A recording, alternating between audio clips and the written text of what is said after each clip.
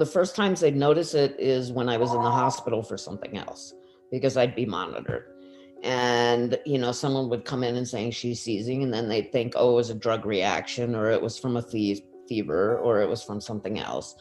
And my dad, being a physician, was usually there and would witness it. So they would, put me on Dilantin for a little while, doing, an EEG, and say, oh, well, everything seems okay.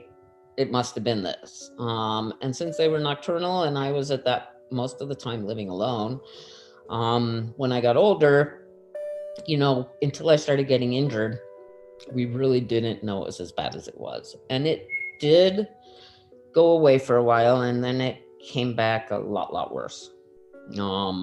It got to the point where I was pretty much, I wouldn't say daily, but clustering quite often. I get extremely postictal behavior changes. And it's got me in a lot of trouble. I was an attorney. I've been in trouble with the law twice because of this. I don't remember any of it. I wish I remembered it. People will tell me things I've done, and I'm like, I cringe. But it can last for days sometimes if I've been clustering. Sometimes I wander, and that's when I get injured most often.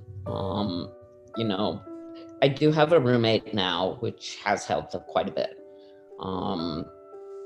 And, having an Apple Watch that will tell me if I've fallen and can alert people has helped. It saved a lot of emergency room visits, quite a bit, because the fall alert just, makes it so they can call them right away. And that way 911 doesn't have to get involved. And this little one can tell if I've had a seizure, whether it's, I don't think she hears anything, but she used to escape from her cage at night. She has a special sleep cage upstairs near my bedroom. And at the time, when it was really bad, she was 2 floors down in the basement sleeping. That's where her sleep, so it was nice and dark for her. And she would somehow get out of her cage and get upstairs 2 floors and just be on top of me, pulling at my hair to wake me up. So my doctor says they just instinctively can tell by the minute changes in your behavior lately. A lot of times it would be her letting me know too, or I'd be on the floor and she'd be pulling at my hair. And then she would for days just not leave me alone. So things like that, it is much better. I mean, I can't tell you how much better I am on MAD.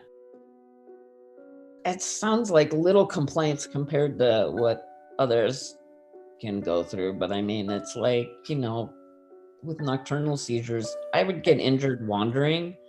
But I can't tell you how many chipped teeth and things that you don't realize happen. I mean, I've fractured ankles and things like that, but it's little things that you don't realize can happen during your sleep.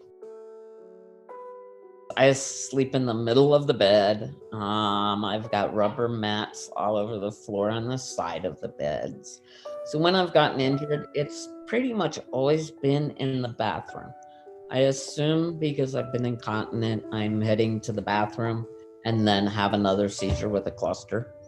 And that's when I've fallen and I'll end up injured, and, people will sometimes they find me in the bathroom. Sometimes, for some reason when I wander, I'll be downstairs, and somewhere else. But the falling out of bed, I am much more secure. We've taken care of that. And sometimes if I'm lazy and I don't want the mats, I can have an excuse to throw clothes around my room. I have gotten rid of all bathtubs. That's kind of preferential for my back too, but I just have all walk-in showers now. I've gotten to the point I don't have a lot of steps in the house. I've got it's a 3-level home, but there's just 4 steps between each level, because I have done the boom down a large flight of steps. once it happens, you don't want it again. So one thing I don't know if it's good or bad, but I've gotten rid of carpeting except for in the bedrooms. Probably it would be nice if I had something soft in my bathroom, but I was getting carpet burns too. So I don't know which is best. I don't think there's an answer when you fall. I certainly have Intractable. I mean, we've tried everything. I'm on 4, like I've got a VNS, 4 drugs. I'm certainly not a surgical candidate because of my immune disorder. So we even didn't do any further testing because we just knew it's not an option. And with frontal lobe, it's not something I'm gonna risk. We never tried stopping them or changing the doses because I was doing so well, and the side effects pretty much disappeared on MAD for me, and I'm fortunate with that, really fortunate. And I take high doses of most of the medications. I take Fycompa, Onfi, Zonisamide, and Lamictal XR. We have had to change dosages on MAD. And that's one thing I really try to emphasize in groups to people when they're not seeing doctors and trying to do it on their own, is a lot of times it does affect your drug levels and the drugs need to be changed. It does take a lot of working closely with your doctors and dietitians. And, at least for me, it took, like I said, we're adding another medication now to help with it. But, with the diet, I have tried getting stricter with it now, but I do best measuring by blood ketones, and that's just over the years what we've figured out worked for me. It's really not something perfect for everyone because, first of all, it was very expensive. It took measuring my ketones like 5 times a day in the beginning and at night. Now I just do it once in the morning. Unless I'm having seizures, then I'll do it a couple times during the day when I've had seizures. Being single, I have not the greatest habits. I mean, I can live on my coffee with some MCT and heavy whipping cream, and I have my own whipped cream maker. I can do that for breakfast easily every day, and I don't eat meals. I just eat when I'm hungry and make sure I get enough fat in there.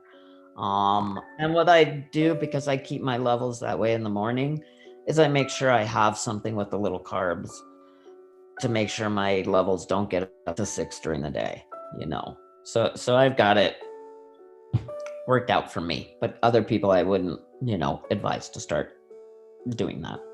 But it's taken time. It's taken me 3 years to figure out what works best for me.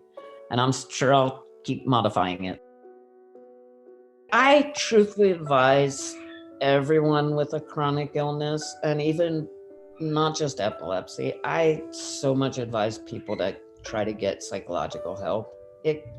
Having someone to talk to, it can't hurt. If you have access to help, take advantage of it.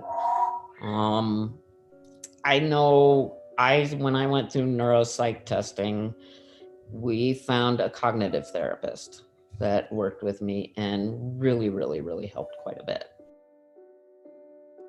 My cognition I knew was affected. I used to be able to read a book in 2-3 days. I hadn't been able to read a book in 10 years. And truthfully, after MAD, I can read a book in a couple days now again. Friends noticed it before I did. They're like, wow, you're making sense. And I'm like, well, wasn't I making sense before? And they're like, no. I wasn't noticing as much of my problems, obviously. But yeah, my friends noticed it almost within a week or so. I've been able to travel. I even went to Ecuador for a month, and I hadn't been able to travel in 15 years. I hadn't felt well enough. Even with my immune disorder, I took antibiotics with me, but we were fortunate. But I went with my heavy whipping cream, Did a lot of preparation ahead of time. I brought some MCT with me. I called ahead everywhere. Even got on a boat in the Galapagos. Made sure they had what I needed, and I even got to snorkel for the first time in ages. So it was, you can do it. Over the years, because of the issues I've had, and this isn't to do with MAD, I think when it comes to epilepsy and in general, I've had a hard time with family and friends not understanding. I even have family that are nurses that don't understand postictal behavior problems, and my one works in the hospital with my professor and still doesn't get it. So I've truthfully had hardly talked to most of my family, but my good friends understand. They're awesome. They're there for me no matter what. And I couldn't do it without them.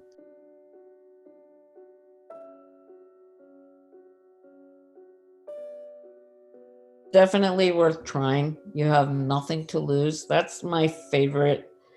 I don't understand why anyone would not want to try it. It's the only kind of medicine you can do for yourself. And I do say it's a medicine because it's not a drug, but it's a therapy, I guess is a better word. But it's something you're doing for yourself. It's a change, but it's not a doctor giving you a drug to swallow. It's not, you still might need medications, but it's something you can actually do to help yourself. And it's worth trying. You've got nothing to lose but some time trying it.